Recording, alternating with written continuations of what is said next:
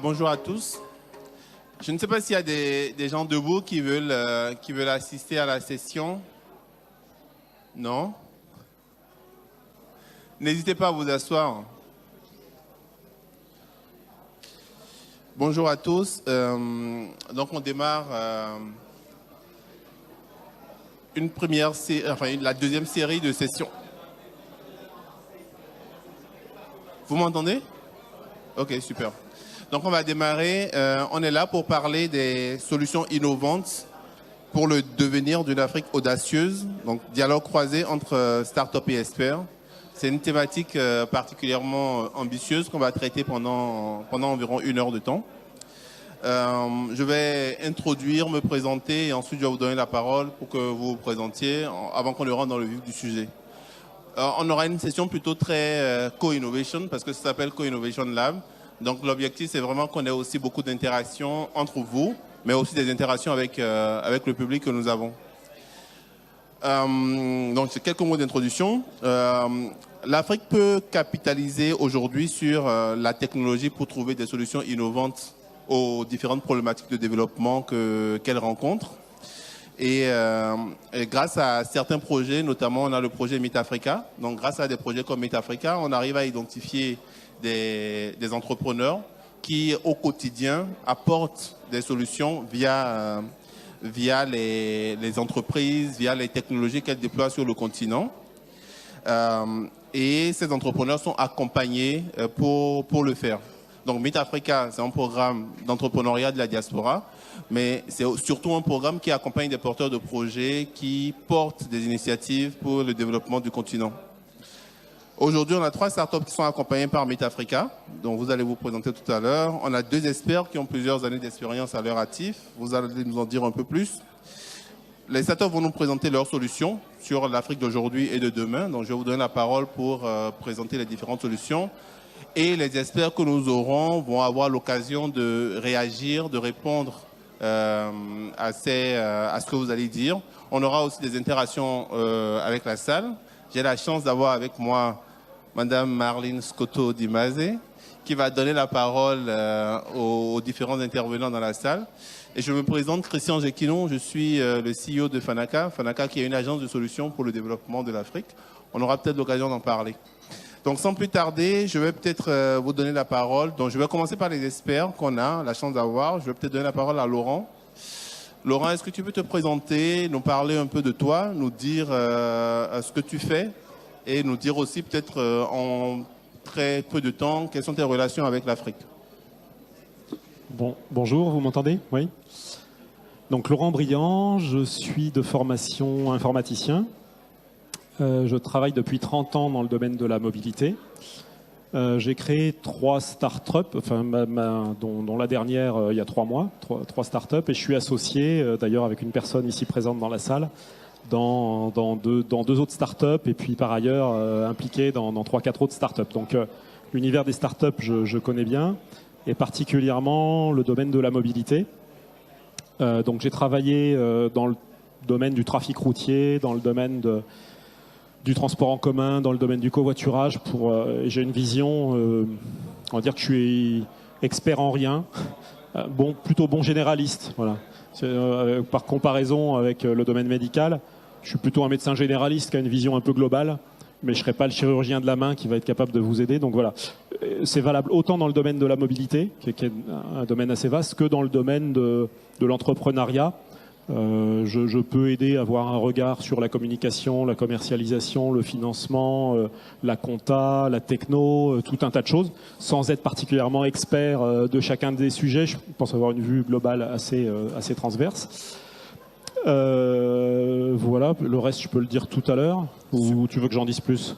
Non, c'est bon pour le moment. Merci beaucoup Laurent. On a Heidi aussi avec nous, donc si Heidi tu peux te présenter, nous dire un peu ce que tu fais. Et éventuellement, si tu as déjà des relations avec l'Afrique. Ok. Déjà, merci de m'avoir invité. Et donc moi, je m'appelle Eddy Domas, j'ai 27 ans. Je suis le fondateur d'une start-up en fait aussi, Virtue. Moi, ma formation de base, en fait, je suis en neurosciences. Je fais des neurosciences et de l'IA. En gros, c'est une double compétence. L'IA, ça se rapproche aussi en fait du fonctionnement du cerveau. Donc, alors, un peu comme Laurent, moi, je suis expert en rien, on va dire.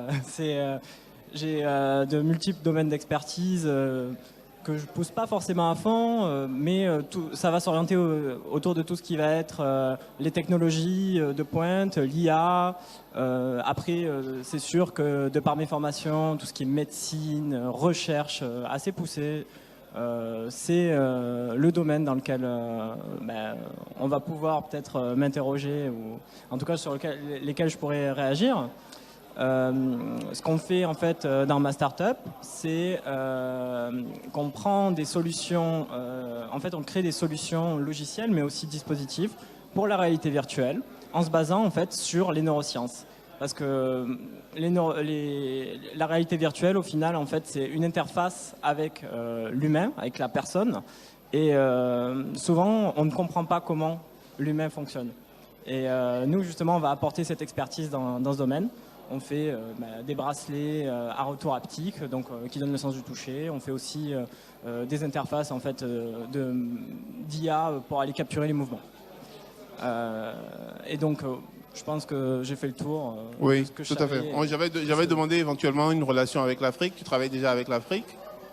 Alors, on ne travaille pas avec l'Afrique pour l'instant, mais je suis moi-même, en fait, mon père est issu de la diaspora tunisienne, donc c'est quand même des questions qui m'affectent et qui m'intéressent. Et c'est pour ça, enfin, c'est une des raisons qui m'ont motivé à être là aujourd'hui.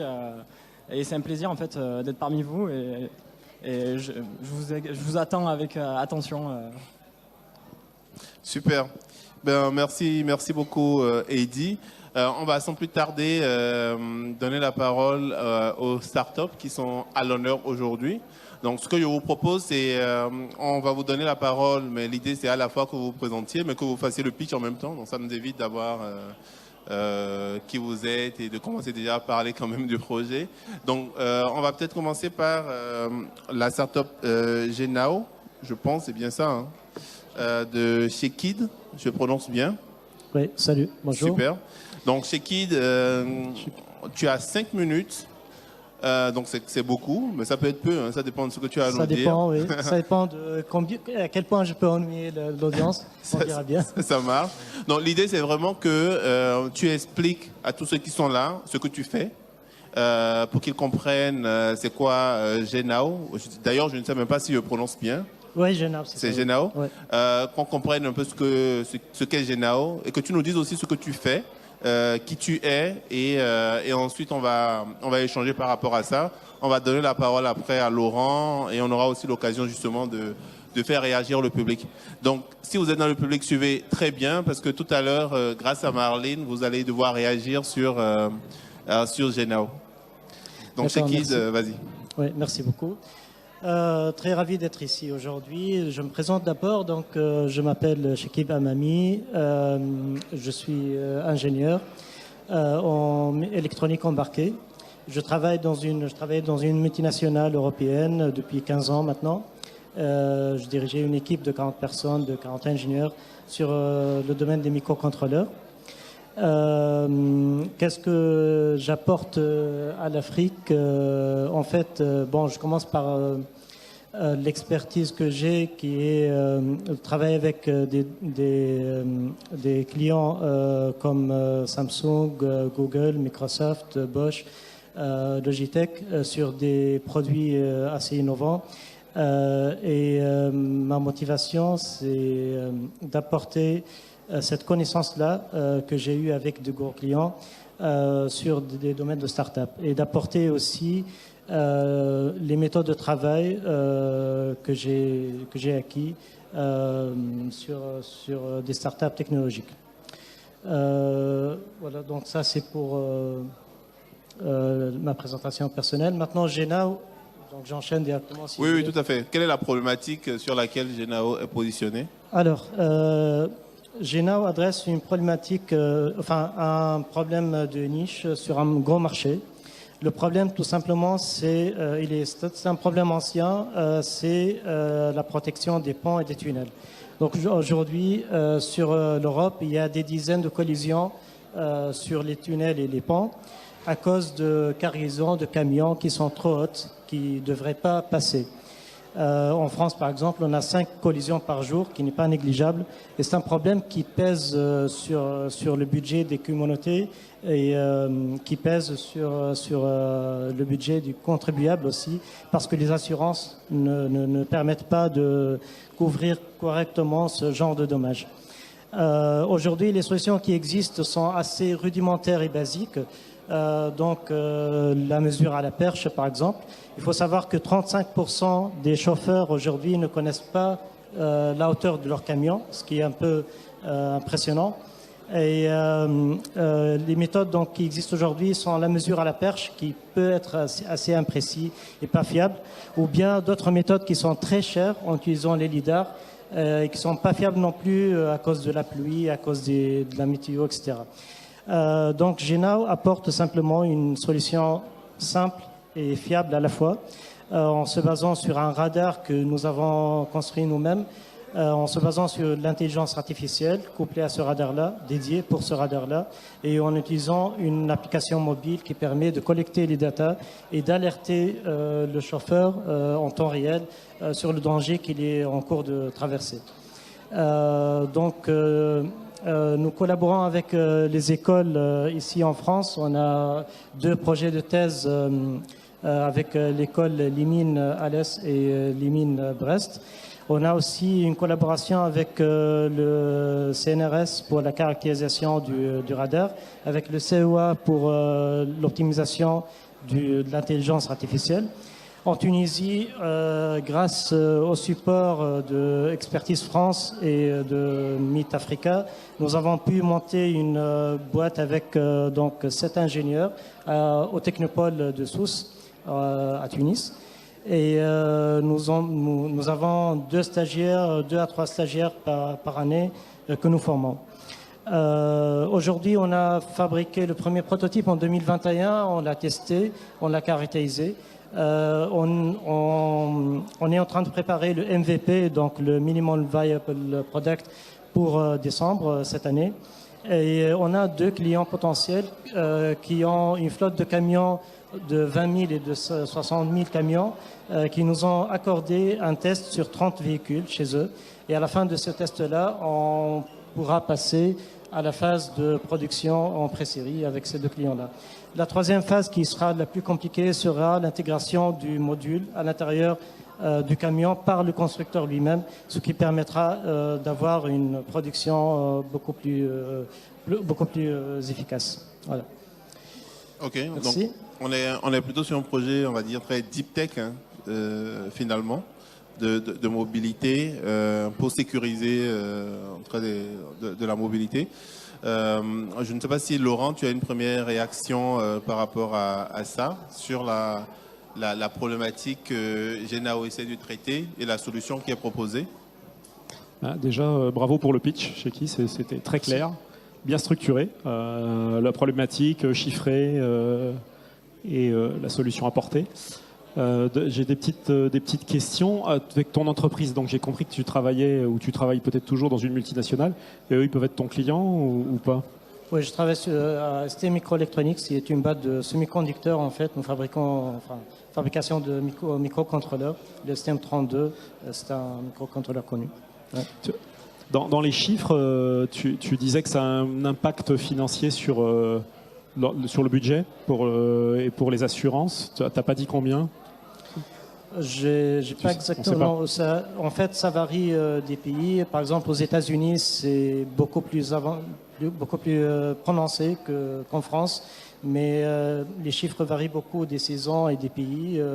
Dans les pays nordiques, il y a beaucoup d'impact, par exemple, moins que la France. Mais ça dépend aussi des assurances qui permettent, dans certains pays, de couvrir ce genre de dégâts et dans d'autres pays, de ne pas le couvrir. Ça serait intéressant d'avoir ce chiffre parce que ça donne une idée de taille de marché, de potentiel. À mon avis, ça serait un super argument de vente. Oui. Et juste une question techno. Donc, tu as un radar embarqué dans le véhicule. Tu collectes de la data à partir de ça, si je comprends bien. Et tu la partages avec les autres véhicules? C'est-à-dire qu'elle elle est réservée à bord ou où tu construis une base de données qui s'enrichit au fur et à mesure du temps? Ouais. En fait, j'ai parlé de la partie module uniquement, mais il y a aussi la partie application mobile. Cette application mobile elle permet de collecter les datas et de synchroniser en temps réel donc l'ensemble des datas collectées sur un territoire et pouvoir alerter par exemple les conducteurs s'il y a des changements sur une infrastructure, des travaux, etc. Et ça permet d'anticiper un trajet, par exemple, d'optimiser un trajet pour un camion donné si la cargaison ne peut pas passer par un trajet donné. Ouais. Alors, juste une réaction par rapport à ça. Tu as un modèle économique dans le modèle économique, rien qu'avec ça. Hein. Sur si tu constitues une base de données ouais. de connaissance du terrain. Oui, ouais. Ça, effectivement, ça pourrait être une mine d'or après, parce que la collecte de data, si on a suffisamment d'automobilistes en fait qui utilisent notre système et qu'on collecte suffisamment de data, justement, ces data-là valent de l'argent parce qu'on peut les vendre à des entreprises qui en ont besoin. Oui. Ok. On va peut-être demander s'il y a quelques réactions. Déjà, je ne sais pas si parmi les autres startups ou avec Heidi, vous avez des réactions, préoccupations, questions. Oui, Heidi. Moi, j'avais une petite réaction. Étant donné que c'est une deep tech, en fait, et en plus une deep tech hardware, on est un peu cousins en fait sur notre façon de faire parce que les deep tech hardware, c'est un peu des. Alors, je vais pas dire des licornes, mais c'est des animaux rares. Toi, tu as développé, en fait, là, tu développes un boîtier, on est d'accord. Génération, c'est comment, en fait, ça a été perçu quand tu as commencé à amener ce projet. Quelles ont été tes difficultés et parce qu'il y a vraiment c'est surtout quels ont été tes arguments, en fait, pour aller soutenir ce projet. Parce qu'on pourrait dire, on envoie nos camions pour aller faire du scouting et on récupère les données. Qu'est-ce qu'on t'a dit quand t'as dit non, nous on veut poser sur chacun des camions un boîtier? Si j'ai bien compris, quelles sont les difficultés qu'on a eues pour... Plus, c'est quoi ton argument pour aller poser un boîtier sur chaque camion? Comment tu lances ça? Oui. En fait, aujourd'hui, il faut savoir qu'il n'y a pas de solution aujourd'hui qui existe. On part sur un problème qui n'a pas de solution automatisée. Il n'y a que la solution manuelle. Donc, on n'a pas de compétition, on n'a pas un travail à faire pour convaincre les clients que notre solution est meilleure qu'une autre solution.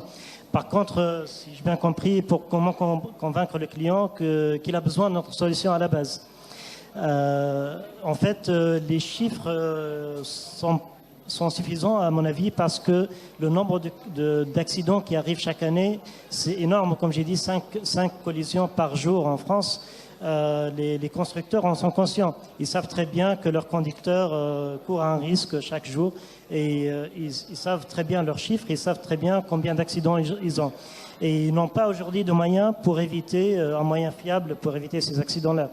Donc c'est ça la motivation qui, normalement, amènerait le client à utiliser notre solution.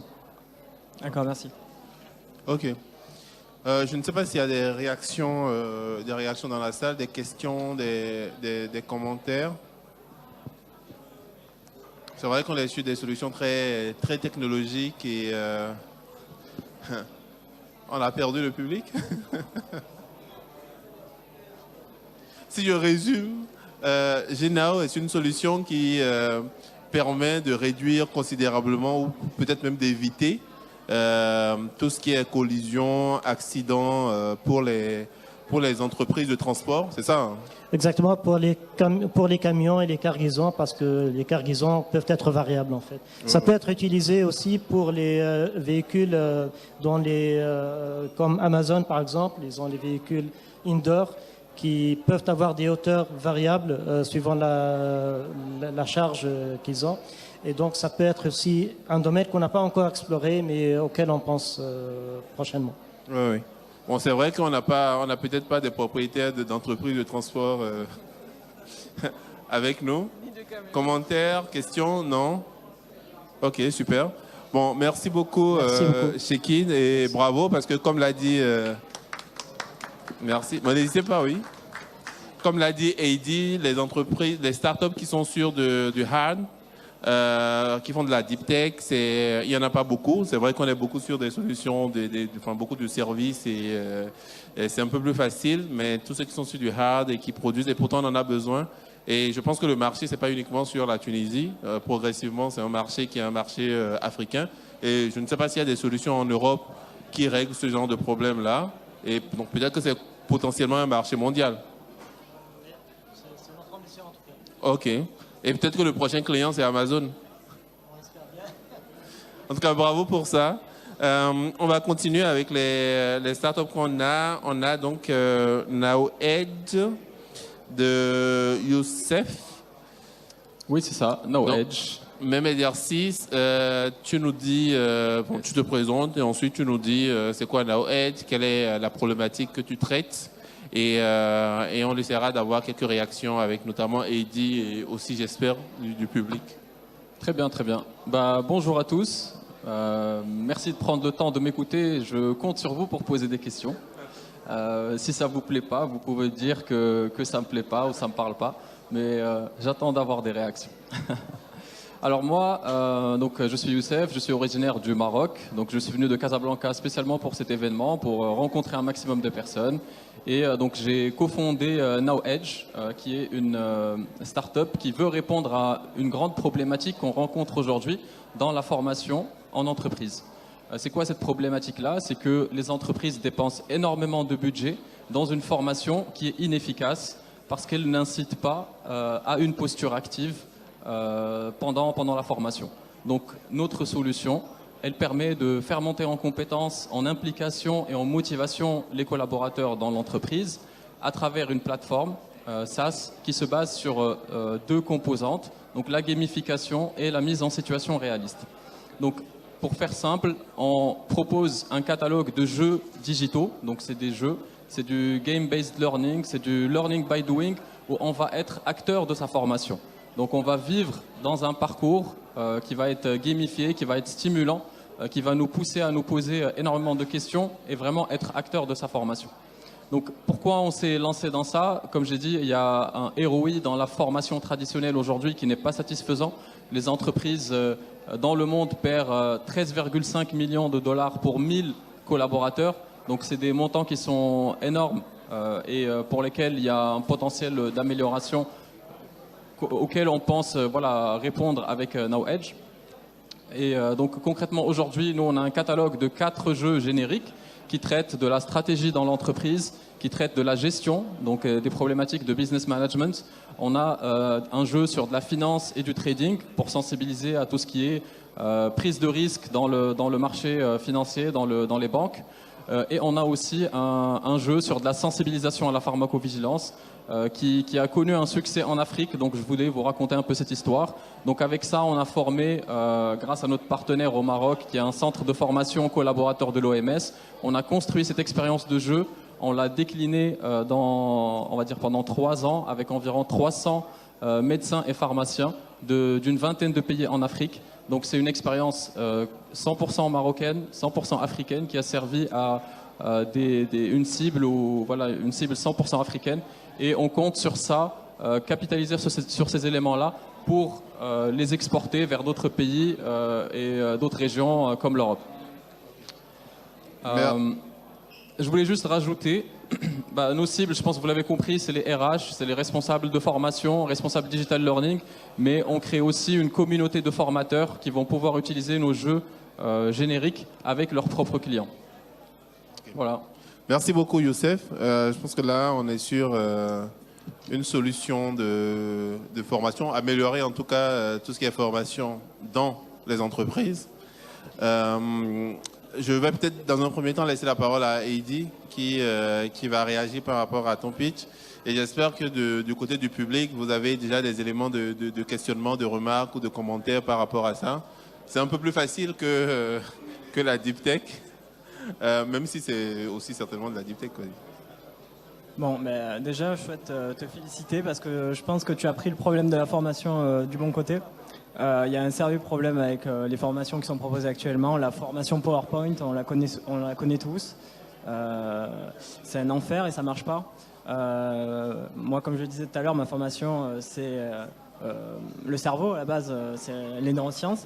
Et s'il y a bien quelque chose qu'on comprend en apprenant un peu plus comment ça fonctionne, c'est pas en ayant des choses rébarbatives qu'on va arriver à faire apprendre. Le choix de choisir le jeu, le serious game, la gamification, voilà, comme je te disais, je te félicite vraiment. C'est la satisfaction, tu t'as parlé de satisfaction, c'est vraiment comme ça qu'on va faire apprendre, qu'on peut apprendre en fait. Alors, j'ai quelques questions. Déjà, le jeu vidéo, c'est une chose. Tu parlais de mise en situation réaliste. Quand tu parles de mise en situation réaliste, alors là, c'est dans le cas des RH, etc. À quel point réaliste? Comment tu mets en œuvre en fait ta situation et surtout, bon, j'aurai une deuxième question après. Okay. Je vais te laisser. Donc si je comprends bien, la question c'est à quel point on essaie d'avoir un niveau de réalisme et peut-être aussi pourquoi on a choisi de faire du réaliste. Plus que le niveau de réalisme, c'est sur quel point tu vas pousser en fait pour que ça soit réaliste. Est-ce que ça va être juste l'interface ou tu vas aller chercher quelque chose de... Alors, moi à la base je suis ingénieur en mathématiques et en modélisation et une des premières choses qui m'a passionné c'est de modéliser l'environnement qui m'entoure.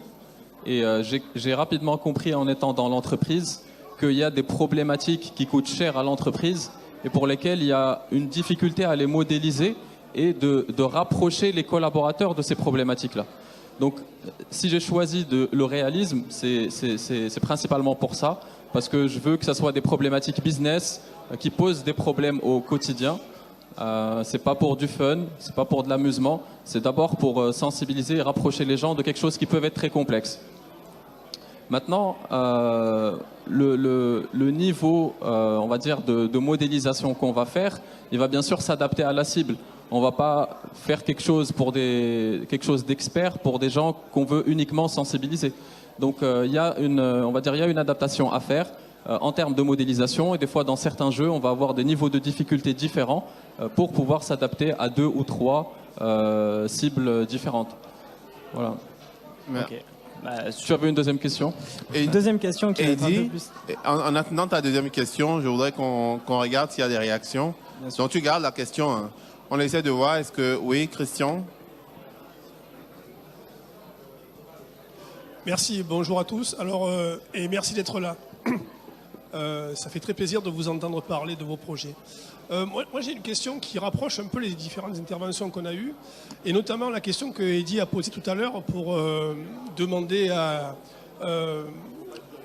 Shekib comment il faisait pour convaincre ses clients d'acheter son produit.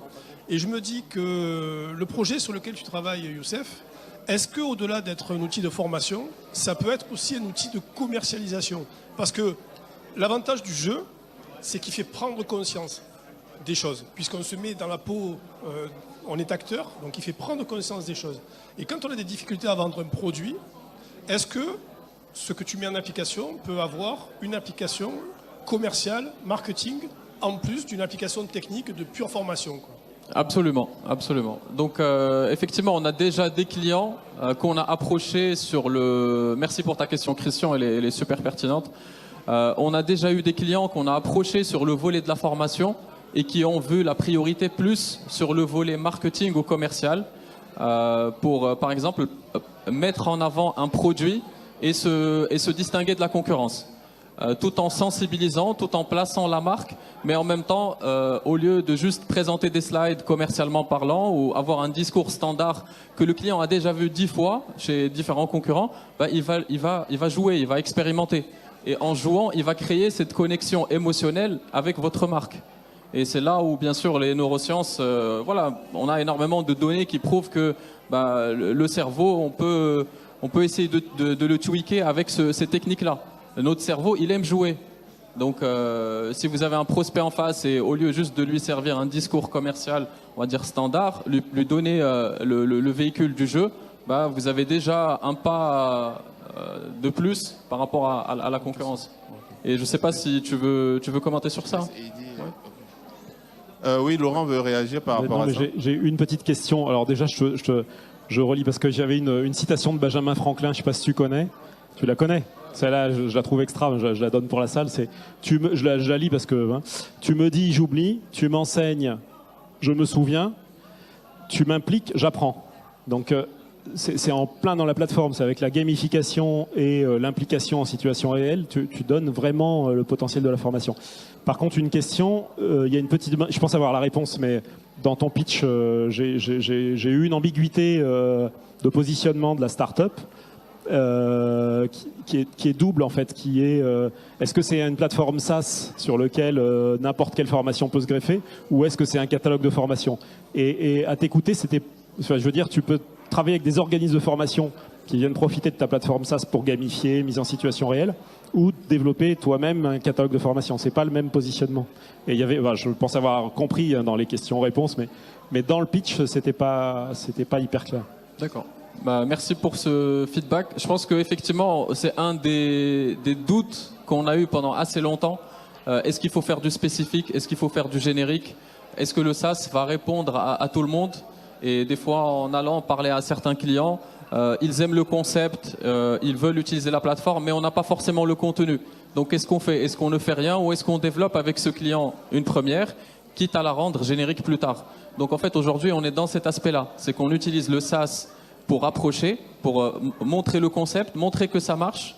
Et puis, si le client veut du spécifique, donc après, il y a des discussions sur la propriété intellectuelle et tout ça. Donc voilà, c'est des options, des conditions. Mais on peut créer un premier exemple avec un client que nous, plus tard, on peut rendre générique. Donc voilà, aujourd'hui, on est encore en train de tourner, trouver un peu une gymnastique entre ce spécifique et ce générique. Ok. Est-ce que la citation de Benjamin Franklin est sur votre site internet? Pardon? Est-ce que la citation de Benjamin Franklin que Laurent vient de donner est sur le site internet? Elle n'est pas sur le site internet, mais elle est sur certains pitchs. Il faut la mettre sur le site internet. Je ne sais pas, je pense que Eddy, tu avais une autre. Oui, j'avais une dernière question. Pareil, je vais encore rapprocher ça de ce qu'on fait dans mon domaine, mais la réalité virtuelle, est-ce que tu y penses? Parce que tu me parles de gamification. Là, on est sur une période qui est vraiment charnière sur ce genre de questions. La réalité virtuelle, alors, dans le cas des RH, c'est peut-être un peu moins ça va peut-être être un peu moins le souci, mais vu que j'imagine que tu vas vouloir agrandir ton offre, quand on vient sur de la formation technique, ou de la gestion de crise et de prévention, c'est quoi en fait vers l'avenir? Parce qu'on est censé parler d'avenir ici, et pas seulement de présent. Et vers l'avenir, toi, tu vois comment cette transition? Ouais. Alors, pour moi, je veux me rapprocher de quelque chose du plus scientifique possible. Et je vais me rapprocher de plus en plus de tout ce qui est neurosciences et recherche en neurosciences pour avoir des produits de plus en plus impactants et pertinents. Maintenant, la technologie, elle va évoluer. Elle est encore en train d'être maturée. Les use cases ne sont pas toujours assez évidents à comprendre, même la rentabilité. Donc, on peut faire ça d'un point de vue exploratoire pour tester, pour se positionner. Mais je ne le vois pas aujourd'hui comme bloquant pour diffuser mes solutions, puisqu'on revient toujours sur de la mise en situation réaliste. C'est beaucoup de soft skills. Effectivement, la 3D peut servir pour des sujets de sécurité, de technicité assez poussée. Donc ça va venir dans le cadre de notre diversification, mais pour l'instant, je ne le priorise pas du premier coup.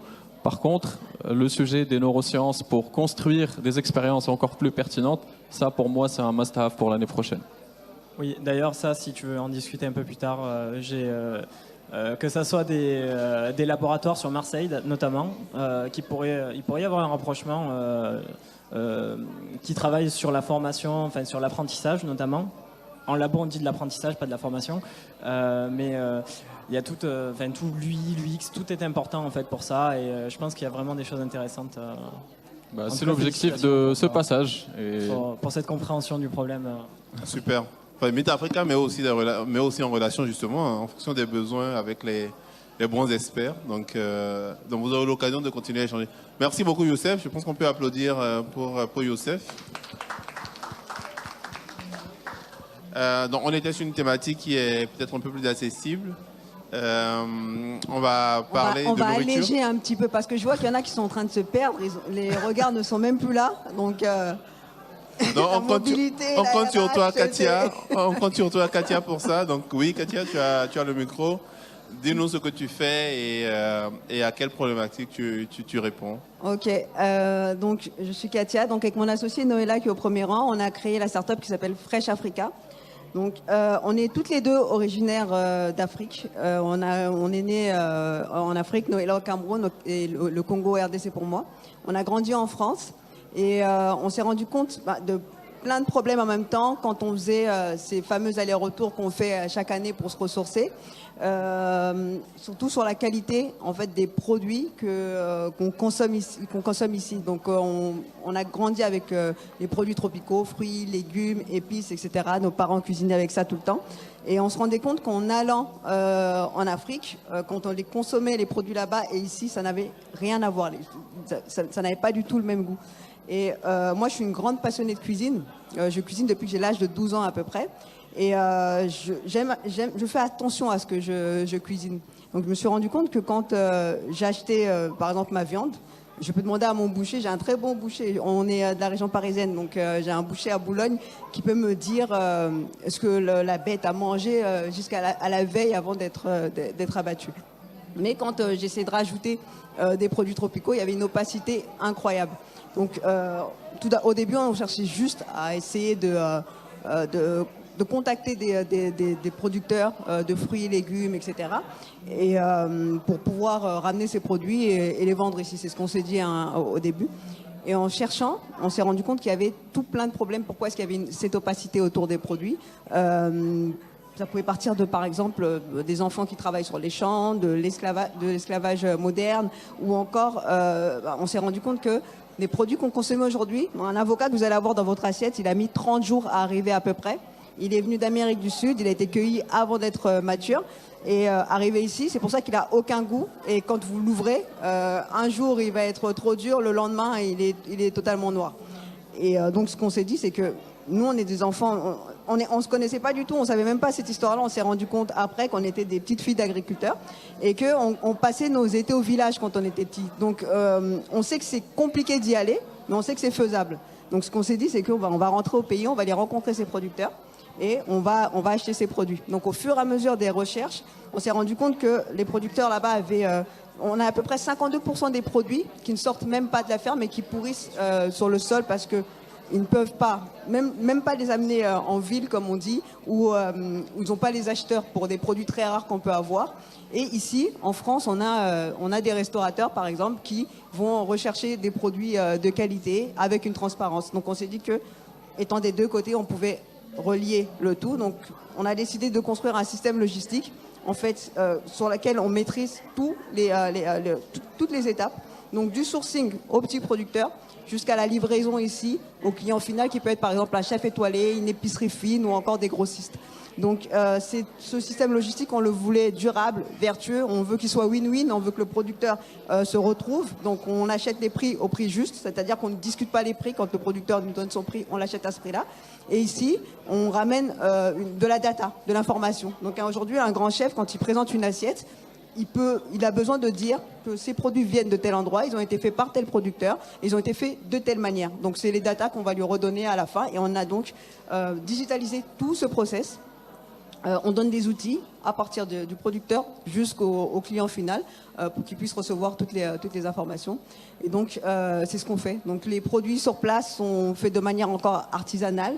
On n'a pas d'arrosage intempestif. On a le respect de la terre. Ils sont faits à la main, sans pesticides, sans OGM. Et c'est des produits qu'on fournit ici, finalement. Voilà. Super. Merci beaucoup. On parle de nourriture, donc c'est un peu plus intéressant pour nous, pour mon ventre en tout cas. Merci pour la présentation Fresh Africa. Avant peut-être de donner la parole à Laurent ou à Heidi, je ne sais pas si il y a des réactions, des questions par rapport à Fresh Africa. Oui. J'ai peur. Oui, on va t'amener le micro. Il y en a aussi, donc on va prendre 3. Ah ben, c'est parce qu'on parle de nourriture. Hein. Oui. 4. On va y arriver. Oui. Bonjour à tous. Ben, en fait, c'est un peu triché, je suis son associé. Donc, je voulais juste que tu complètes en expliquant pourquoi, dans notre solution, on a intégré la blockchain, parce que c'est une question qui revient souvent, en fait. Vous êtes dans la food, vous travaillez avec des producteurs. Pourquoi vous avez intégré la blockchain, si tu Alors, voudrais, c'est pour plein de raisons. C'est pour la transparence. En fait, la blockchain, elle vient en garantie. Derrière, en fait, parce on ne veut pas se retrouver dans une situation où on nous dit que les infos que nous, on transmet sont peut-être biaisées ou quoi que ce soit. Donc, ce qui se passe, c'est qu'à chaque étape, chaque information qui est envoyée, elle est directement stockée par la blockchain. Elle n'est pas contrôlée par Fresh Africa, par Katia et Noëlla. Elle ne peut pas être vérolée. Donc demain, si on a un problème par exemple avec les producteurs, on va jusqu'au paiement par exemple. On sait quand un producteur a été payé. Si on nous accuse de ne pas payer nos producteurs par exemple, la preuve est là. Elle est inscrite sur la blockchain, on n'y a pas touché. Ces informations vont rester là. C'est comme un tiers de confiance. C'est quelqu'un qui vient, un notaire qui vient garantir de manière, on va dire, technologique chaque information qu'on donne. Super, merci beaucoup. Il y a 3 autres, j'ai vu 3 autres, oui.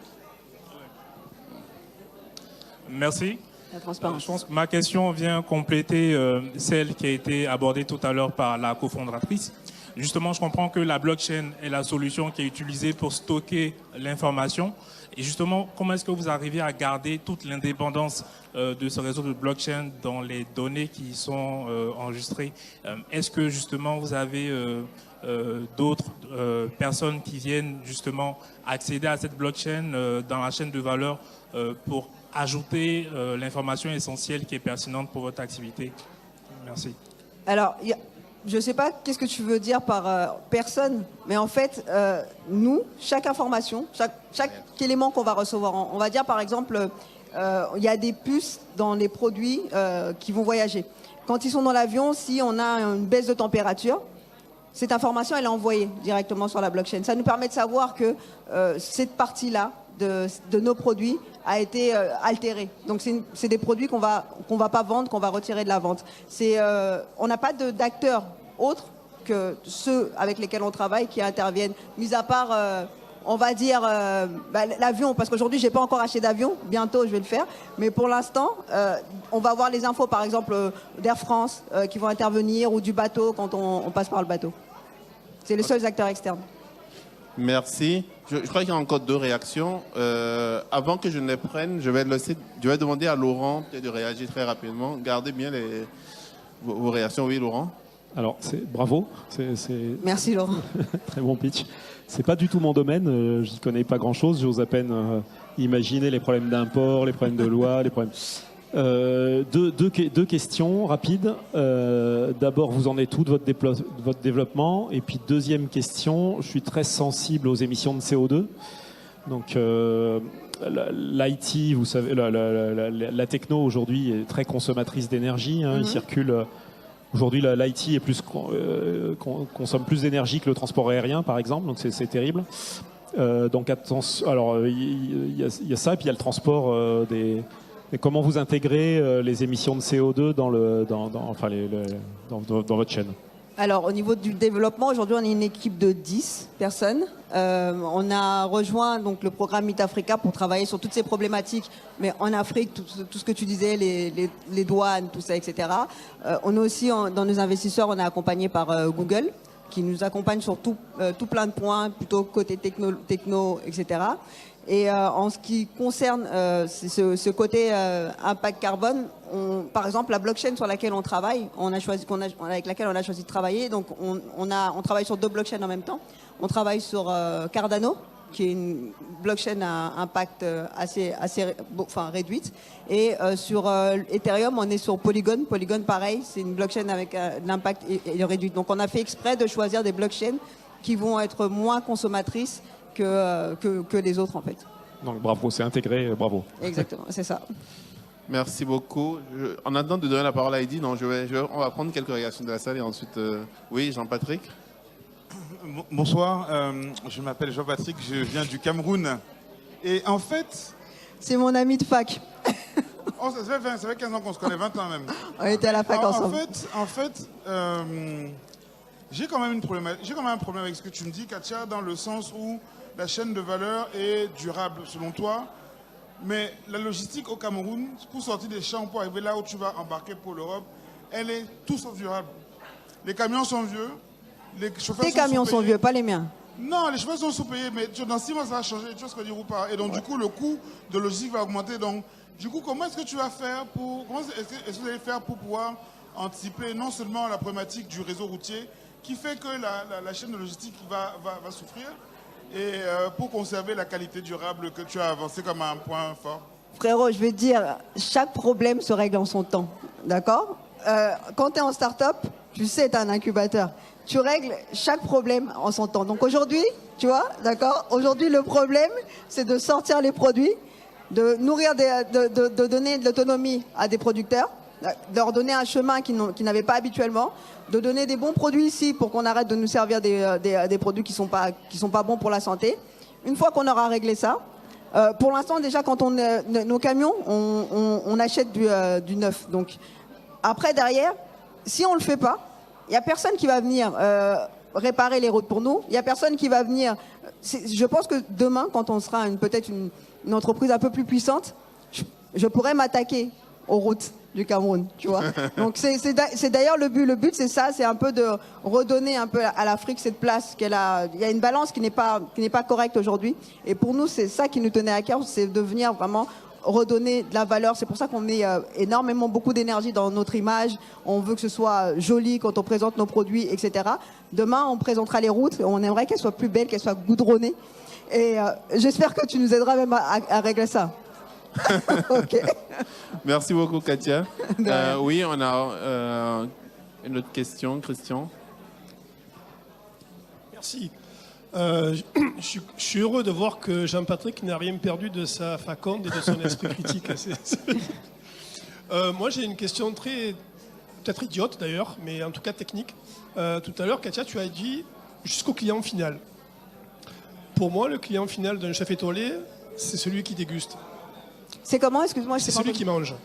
C'est celui qui est? Qui mange, qui oui, déguste. Oui, totalement. Donc, je suis client d'un restaurant étoilé, le chef vient à ma table, il m'explique ce qu'il a fait, comment il a préparé ses produits, et il me dit ça vient de tel endroit, ça vient de tel endroit, etc. Et c'est certifié. Je n'entends rien du tout, je suis désolée, je pense que c'est le bruit à côté. Donc, je disais, je suis face à un chef étoilé qui m'explique en tant que client, voilà, ce produit vient de tel endroit, et c'est certifié. Je suis client d'un supermarché, je suis sur l'étalage, je veux vérifier que le produit, effectivement, vient bien de l'endroit pour lequel dont on va parler. Voilà. Est-ce qu'il est prévu une application spécifique pour ça? Et en gros, comment le client final, le vrai client final, c'est-à-dire celui qui mange, a la certification de la provenance des produits? En fait, c'est simple. On avait prévu le QR code avant le Covid. En fait, on a commencé notre exercice, on l'a commencé en B2C. Donc ça veut dire qu'on livrait des paniers aux clients directs. Donc ce qu'il fait, c'est qu'il reçoit donc, dans son panier un QR code et il peut flasher les infos. Il n'a pas forcément besoin de rentrer dans la blockchain. Il va avoir le cheminement, il va avoir les informations sur le producteur. Et si il veut chercher il veut chercher la garantie de ce qu'on fait, c'est là qu'il va aller chercher les infos, il va aller les récupérer, on lui donne l'accès à la blockchain. Mais sinon, dans un premier temps, un QR code, flash, toutes les infos sont là. Ok. Merci beaucoup. Il nous reste 5-6 minutes. Je voudrais que Heidi commente et que tu en profites aussi pour nous donner peut-être ton mot de fin parce qu'on va bientôt clôturer. Donc, réaction à Fresh Africa et ensuite un petit message peut-être plus global. Grande responsabilité, le mot de fin. Non, alors j'avais une réaction qui est peut-être un peu basique, on va dire, et que tu as dû entendre plusieurs fois, c'est tu parles pas du modèle économique. Ok. Alors, en quoi consiste votre modèle économique, mais aussi comment est-ce que vous allez... Alors, c'est beaucoup d'investissements. Vous parlez d'aller... votre projet à tous, là, à votre équipe, pardon, c'est d'aller vraiment changer la façon dont la supply chain... Vraiment, la supply chain et comment est géré le produit, la traçabilité du produit. Donc, c'est à chaque étape. Et ça a été remarqué par rapport au camion, mais on parle de vraiment chaque étape. On parle du thermomètre, on parle de l'avion. Comment vous allez pouvoir vous financer avec tous ces investissements? C'est quoi votre stratégie par rapport à ça? En fait, on fait de l'argent depuis le premier jour. Dès le moment, en fait, on a commencé à... On n'avait pas d'argent. Donc, on a réfléchi comme des enfants de pauvres. On s'est dit qu'il fallait qu'on vende quelque chose avant de commencer à développer la techno. Donc, on a été créé le 10 mars. Le 28, on faisait déjà de l'argent parce que dans notre POC, dans notre test, on s'est dit qu'on allait ramener des produits, vraiment physiquement, et il fallait les vendre à la fin. Donc, on a créé une base de clients auxquels on a vendu les produits, auxquels on vend les produits depuis 1 an. Ça nous fait de l'argent. Ensuite, je pense que la première base pour avoir de l'argent, en principe, en tant qu'entreprise, c'est de vendre son propre produit. Donc, c'est ce qu'on fait depuis le début. Ensuite, qu'est-ce que tu demandais comme info par rapport à la blockchain ? Ta question ? Non, alors...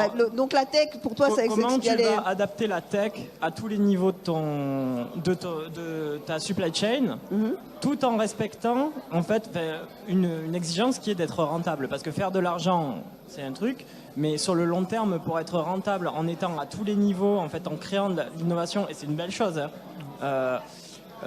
comment tu vas faire ? C'est quoi votre... Est-ce qu'il y a des simulations qui ont été faites ? Est-ce que... En fait, on a de l'argent, on fait de l'argent. Chaque mois, on a un revenu annuel qui est là, mensuel qui est là. Et les produits qu'on a développés, on les a fait. Nous, on n'a pas pensé comme on vient juste d'avoir notre CTO il y a 3 semaines. Donc, on n'a pas pensé comme des ingénieurs. Il fallait développer absolument 100% du produit. Donc, là, aujourd'hui, les producteurs, ils ont déjà une appli. Le client final...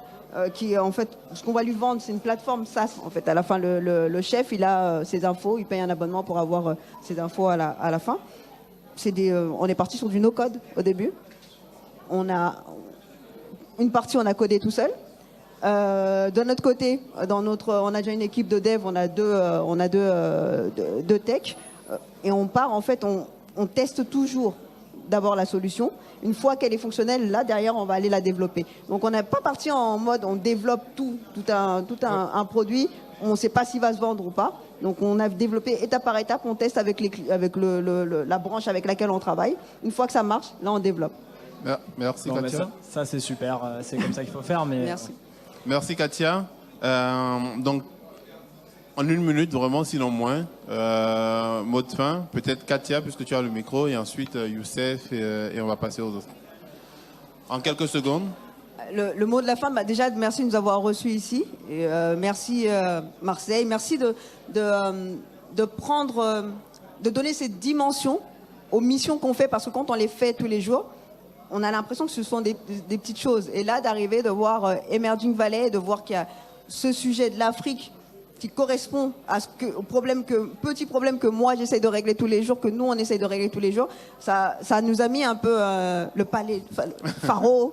C'est prendre le train pour venir ici, tout ça, tu vois, ça nous a mis dans un espèce d'état d'esprit, ça m'a donné une pêche de fou. C'est grâce à Meet Africa. Oui, c'est ça, c'est Meet Africa, merci, et Christian aussi pour l'initiative, etc. Donc moi je vous remercierai déjà, c'est ce que je voulais dire. Merci beaucoup Katia. Youssef? Alors pour moi, c'est une super occasion aujourd'hui parce que c'est ma première fois à Marseille. J'ai vécu 10 ans en France et j'ai jamais été à Marseille. Donc merci Christian, merci Habiba, merci Rachid qui ont offert cette occasion. Et j'y crois à Marseille en tant que pont entre l'Afrique et la Méditerranée, l'Europe, la France. Je pense qu'en cassant les silos, on peut créer des choses extraordinaires. Il y a énormément de ressources et de volonté et d'énergie chez les jeunes en Afrique. Et puis voilà, j'y crois absolument à ce projet. Je suis content d'en faire partie et merci pour cela. Super, merci beaucoup. Shekid? Oui, merci encore. Et je pense que la plus grande valeur ajoutée de cet événement-là, c'est d'être un catalyseur d'idées, un catalyseur de rencontres, ce qui va permettre à la création d'autres idées, d'autres projets. Et je pense que c'est très important d'avoir ce genre d'événements-là, avec ce genre de personnes-là, même si c'est pas tout le monde qui se rencontre, mais il y aura certainement une valeur ajoutée avec les gens qui posent des questions, qui rajoutent d'autres idées, etc. Donc merci beaucoup pour cet événement et j'espère que ça continue. Merci beaucoup, Shekid. Oui, Laurent, avec ton regard aussi peut-être d'expert. Non, mais au-delà du merci à Christian, aux deux Christian au carré. Mais c'est surtout bravo à vous trois, sincèrement. Je vous souhaite beaucoup de réussite. Les 3 pitchs étaient très intéressants, les 3 sujets de start-up très différents, très prometteurs. Je crois les 3 sont très prometteurs, donc je vous souhaite toute la réussite que vous méritez. Super, merci beaucoup. Merci à tous d'avoir été là. Je pense qu'on va enchaîner. On va enchaîner avec une autre session qui sera modérée par Marlene. Donc restez. On a une session sur Digital Africa, c'est Digital Energy. Je ne sais pas trop c'est quoi le projet. Mais restez et surtout ne partez pas. Mais applaudissez pour ceux qui sont avec nous pour les accompagner et merci encore.